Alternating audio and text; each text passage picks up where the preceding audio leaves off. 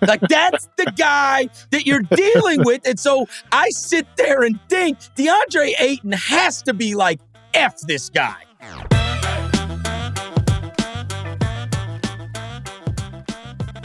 Deandre Ayton is going to remain a Phoenix Sun after an offer sheet was proposed to him by the Indiana Pacers for 4 years and $133 million. He signed said offer sheet, and within about 2 seconds, the Phoenix Sun says, okay, now you got your contract. That was fast. Yeah. And so now Deandre Ayton has to act excited about being back in Phoenix after this has been kind of a mess. It did get a little, it got tense, looking at the quotes throughout last year. He clearly had a level of disappointment in that they could not come to an agreement last offseason, coming off of an NBA Finals. He looks around, he sees the guys in his draft class, he sees Luka Doncic, and he sees Trae Young, and he sees, Jaren Jackson and some other guys signing extensions, some of them huge extensions. They don't want to give him 5 years. They, I suppose, cannot come to an agreement on 4 years. And so they play the card of go get your offer, and then we'll see from there. And I do think that, it sends a signal. The Phoenix Suns window is right now. There was some talk, especially after their flame out, that maybe that window had passed. I don't buy that. They won 8 more games, I think, than everybody in the NBA. I know it ended disastrously for Ayton and for the Suns last year, but this is a team that went to the finals 2 years ago, down to the end, and it took all time Giannis to knock them out. Yes, this past year ended very, very poorly, but as they were currently constructed, that's a great basketball team. And so losing DeAndre Ayton for nothing, especially if you couldn't find a sign and trade, there was just no way you could let that happen and just not have anything to show for it. So they are now signing him to that deal that Indiana offered him. Probably going to be some resent from the Ayton side on this, but what do you make of it? The way it all played out and kind of the decision that Phoenix made. He can't be traded until January 15th, right? So he's a Sun. He's a Sun next year, at least for the foreseeable future. I mean, they took it slow. Sarver had his meeting preseason with him. Didn't pay him then. Didn't pay him straight out of the gates in free agency because they're flirting with Kevin Durant. And finally, Ayton gets that offer sheet from Indiana. And I think for the Phoenix Suns here, the only other alternative might have been to trade for, say, Miles Turner. Like whether it was a sign and trade with Ayton or whether it was some other salaries involving Landry Shamet, Dario Saric, and draft picks to compensate for Turner and his value. So, I mean, maybe that were the alternatives for Phoenix. And ultimately they decided, hey, better off bringing back our 23-year-old center who helped lead us to an NBA Finals and then followed up with a 60-plus win season. I mean, it's not a bad choice by any means, even if they feel like internally Ayton might be overpaid a bit for his role on the team and given how much he needs to be pushed to constantly hustle and bring it on the floor from Devin Booker and Chris Paul. So for the Suns here, I'm happy that they're able to run it back. But it also doesn't rule out them doing something big with Ayton January 15th and beyond. And maybe in February, we're talking about that exact thing. The team that did want to sign him to that contract. We know now, Indiana, and especially you look at their timeline and you look at the guys that they have on their roster. He fits.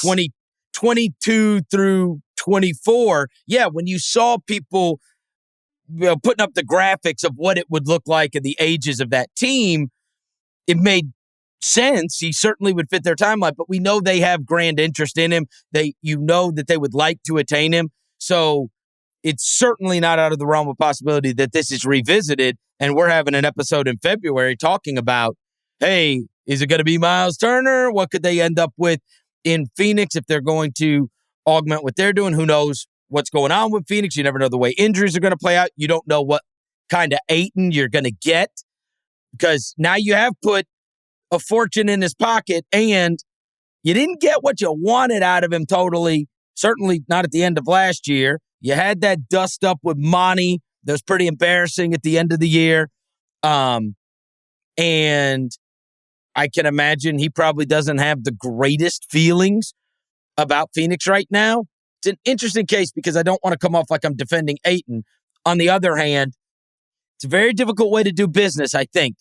And I know some laud this, but in Phoenix, when you tell somebody, hey, go see what somebody else will pay you, and if they'll pay you that, then we'll pay you that. I think it's a tough way to go. And there is some reference point for this, and I'm talking about this because it's this particular owner. And our own Raja Bell, who does an outstanding job with our buddy Logan Murdoch on The Real Ones, he told a story earlier in the year about Robert Sarver. When all that Sarver stuff came out, he was telling different stories about him.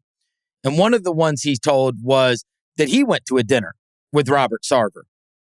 And so I've got to admit, I'm viewing this situation through the prism of the Raja story about Sarver. So Raja Bell was on some great Phoenix teams. He was a grinder, a heart and soul guy, a defender, had laid it on the line, fan favorite, all the stuff, right? So he said, look, I want to be in Phoenix. I want to be in Phoenix. I want to be a part of this. My wife and I are going to have kids. I want to buy a house. I want to be a part of this. And I want to be a part of this going forward. And there's the market out there that is for me right now. And I do think that I deserve to get a raise. And I'd like to get a raise. And then I'd like to sign an extension and dedicate to you guys. And he said, Robert Sarver looked across him at the table and he said, I agree with you. I agree with you. You should be getting paid more. But I'm not going to do it. And Raja Bell was like, what? And he goes, I'm not going to do it. You know why I'm not going to do it? Because I don't have to. Like, that's the guy that you're dealing with. And so I sit there and think Deandre Ayton has to be like, F this guy. F this franchise. Well, he might be gone soon anyway, though. I mean, he's getting his money. Yeah, right. Yeah, that's true. For what it's worth, Adam Silver did say a day ago that they're in the last stage of the investigation for Robert Sarver. Look, for the NBA's sake, here's hoping the guy is gone. There's no question. Here's hoping the guy's gone. But I do know for Suns fans' sake, I just think it's. I also think Suns fans are the ones who want him out. I also think for Paul, for Booker, especially Monty, for them to be able to succeed at the level that they've been able to succeed, despite the organization's leader and the stuff that has come out of him and the distractions, and then just knowing the way he conducts business and hearing those stories, is truly phenomenal. Really, it's not easy. It's hard to succeed if you've got an owner that can actively hurt your mission.